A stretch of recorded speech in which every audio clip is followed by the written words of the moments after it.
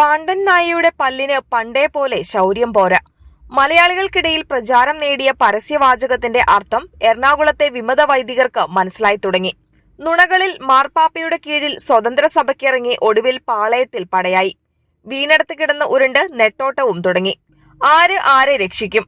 കുഴികളും ചതിക്കുഴികളും തീർത്ത് കഴിവ് തെളിയിച്ചവരാണ്. പക്ഷെ ഇപ്പോ എന്തരോ ഒരു എന്ത്.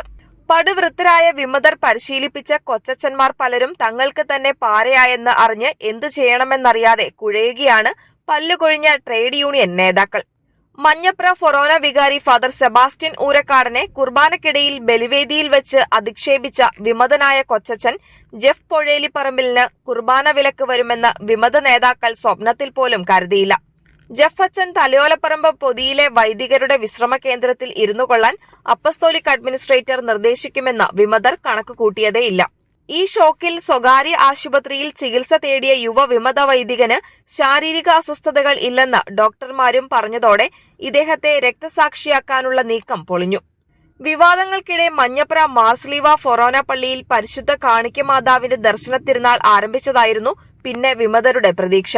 എറണാകുളം ബിജോ ഭവനിൽ വിശ്രമ ജീവിതം നയിക്കുന്ന വിമത മൂത്തച്ഛൻ ഫാദർ ജോസ് വൈലിക്കോടത്ത് ക്യാപ്സ്യൂളുമായി പതിവ് ശൈലിയിൽ അംഗം വെട്ടി കളത്തിലിറങ്ങി.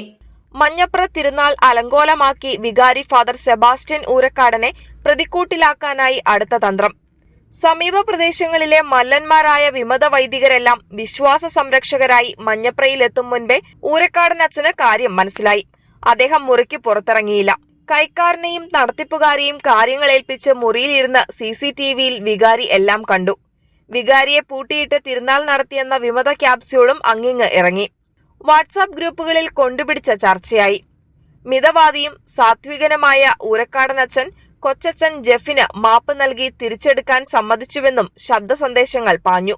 കുട്ടി വിമത നേതാക്കൾ തന്നെ ഒടുവിൽ ഊരക്കാടനച്ഛനെ സമീപിച്ചത്രേ.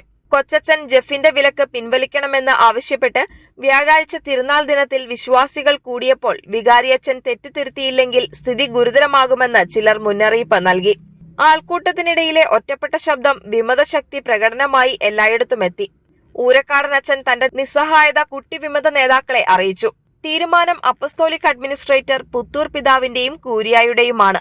ഞാൻ എന്തു ചെയ്യുമെന്നായി ഫാദർ ഊരക്കാട്. കൂരിയായെ അംഗീകരിക്കാത്ത വിമതർ ഊരക്കാടനച്ഛൻ കൂരിയായുമായി ബന്ധപ്പെട്ട് നടപടി പിൻവലിക്കണമെന്നായി. തന്റെ നിസ്സഹായ അവസ്ഥ വികാരി തുറന്നു പറഞ്ഞതോടെ രണ്ടാം നിര വിമതർ നിരാശരായി മടങ്ങി. പ്രധാന തിരുനാൾ കഴിഞ്ഞതോടെ കാര്യങ്ങൾ കാറ്റുപോയ ബലൂൺ പോലെയായി. എങ്കിലും ഞങ്ങളുടെ പരിശുദ്ധ കാണിക്ക മാതാവെ, ഞങ്ങളോട് ഈ ചതി വേണ്ടായിരുന്നുവെന്ന് പറഞ്ഞ് അടുത്ത അംഗത്തിന് ശക്തി പകരണമേ എന്ന് മുഷ്ടി ചുരുട്ടി ആകാശത്തേക്ക് നുണപ്രാർത്ഥന നടത്തി കാണിക്കയുമിട്ടാണ് മടങ്ങിയത്.